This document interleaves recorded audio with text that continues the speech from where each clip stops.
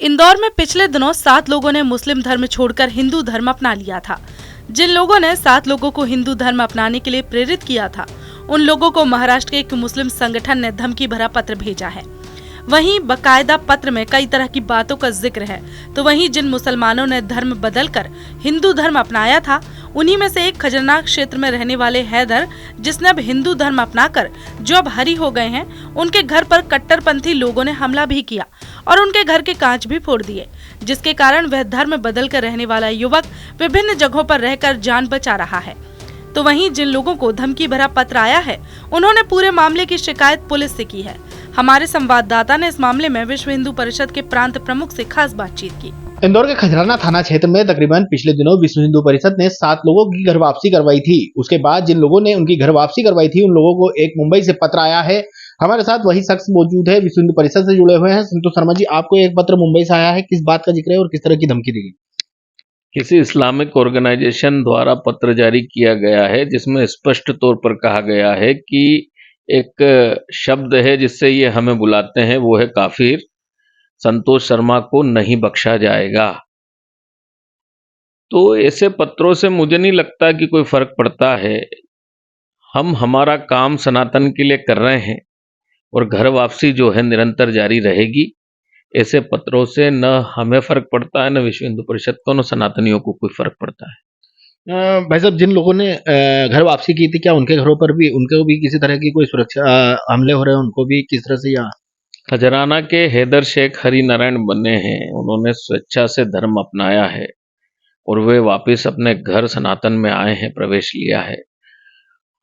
उनको निरंतर अभी धमकियां आ रही है, वो खजराना में प्रवेश भी नहीं कर पा रहे हैं और इसकी जानकारी संबंधित पुलिस विभाग को उनके द्वारा भी दे दी गई है।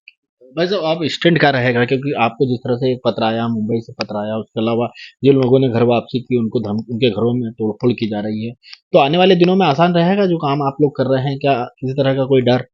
देखिए, हमें डर होता तो हम ये कार्य करते ही नहीं, तो भय तो हमारे मन में है ही नहीं। पूरा जीवन जो है हमने सनातन के लिए समर्पित किया है। हम सनातनी हैं और गर्व से कहते हैं कि हम हिंदू हैं, हम सनातनी हैं। और जो भी लोग अन्य धर्म के यदि सनातन में आना चाहते हैं तो उनका स्वागत करेंगे। निश्चित तौर पर हमारे बजरंग दल की टीम और विश्व हिंदू परिषद की टीम जो है उनकी देखरेख करती है, उनकी चिंता करती है। और हम निरंतर इस प्रकार के यदि कोई धमकियां या इस प्रकार की कोई बात आती है तो हम पुलिस प्रशासन को इसकी जानकारी, इंटेलिजेंस को इसकी जानकारी दे देते हैं। इस पूरे प्रकरण की जानकारी दे दी गई है, जो पत्र आया है और जिस तरह से आपको धमकियां मिल रही है, जिस तरह से लगातार आपको प्रेशराइज किया जा रहा है? इसकी पूरी जानकारी आईबी को दे दी गई है, इंटेलिजेंस को दे दी गई है, यहाँ पुलिस अधीक्षक महोदय जो है उनको दे दी गई है, कमिश्नर साहब को दे दी गई है, सभी को दे दी गई है और पुलिस अपना काम करती है। तो हमें तो कोई भय नहीं है। और इस तरह की कोई सुरक्षा की मांग करेंगे? क्योंकि इस तरह से लगातार आपको बाहर के देशों से भी फोन कॉल्स आ रहे हैं धमकी भरे। देखिए, सुरक्षा देना तो इनका काम है और यदि हम इस कार्य को कर रहे हैं तो निश्चित तौर पर इन सब चीजों की तो आवश्यकता रहती है। अब हमने ये कभी नहीं सोचा है कि हमारे साथ क्या होगा। यदि ये सोचते तो हम ये करते भी नहीं। हमने तो सोच रखा है कि हमें सनातन के लिए कार्य करना है और जितने लोगों की घर वापसी करवाना है हम करवाएंगे। ये हमारा दृढ़ संकल्प है। लेकिन कुछ लोगों का ऐसा भी कहना है, लोकसभा चुनाव चल रहे हैं, तो जो करवाई घर वापसी है, ये लोकसभा चुनाव में एक पार्टी को प्रेजेंट करने के लिए, फायदा पहुंचाने के लिए ये पूरा ड्रामा क्रिएट किया गया। देखिए, इसको ड्रामा कैसे कहा जाएगा? पहले तो मैं आपसे पूछना चाहता हूं, क्या किसी व्यक्ति का किसी अन्य धर्म में आना ड्रामा है? वो स्वेच्छा से आ रहा है, पूरे रीति रिवाज को अपना के आ रहा है। और ये चुनाव तो देश में कॉन्स्टिट्यूशन के हिसाब से चल रहे हैं, किसी धर्म के चुनाव तो नहीं हो रहे हैं। तो मुझे नहीं लगता कि घर वापसी का चुनाव से कोई लेना देना है। और फायदा मिलेगा इससे? फायदा और नुकसान वाला विषय यहाँ सनातन में यदि कोई व्यक्ति आ रहा है तो सनातन को तो फायदा मिलना ही है।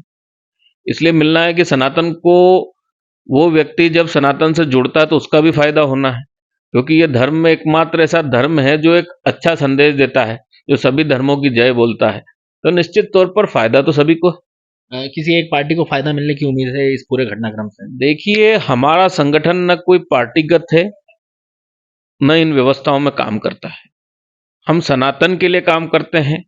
अब जिसको अगर फायदा लगता है तो वो उसका फायदा है, और जिसको नुकसान लगता है तो नुकसान है। तो सनातन में कार्य कर रहे हैं, हमें कोई चुनाव से लेना देना नहीं है, और हमारे चुनाव होने से इस कार्य में कोई फर्क पड़ता नहीं है और ना आगे कोई फर्क पड़ेगा। ये थे हमारे साथ, जिन्हें एक महाराष्ट्र से एक पत्र मिला है, जिसमें पत्र में कई तरह की बातों का जिक्र है। फिलहाल इस पूरे मामले की जानकारी इन्होंने पुलिस को दे दी है और पुलिस पूरे मामले में जांच पड़ताल करने में जुटी हुई है। इंदौर से TV9 भारत वर्ष के लिए संदीप मिश्रा।